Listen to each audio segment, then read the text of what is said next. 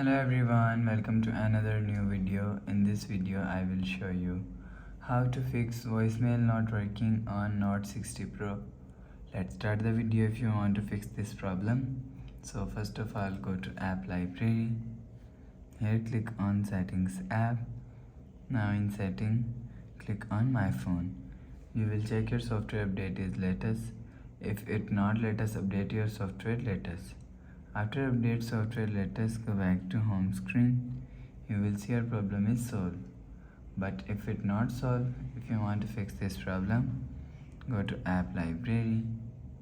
Here click on settings app.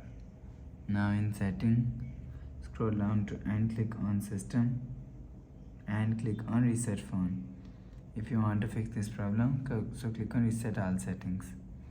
Click on reset, enter phone pin. Click on this icon. You will see your problem is solved.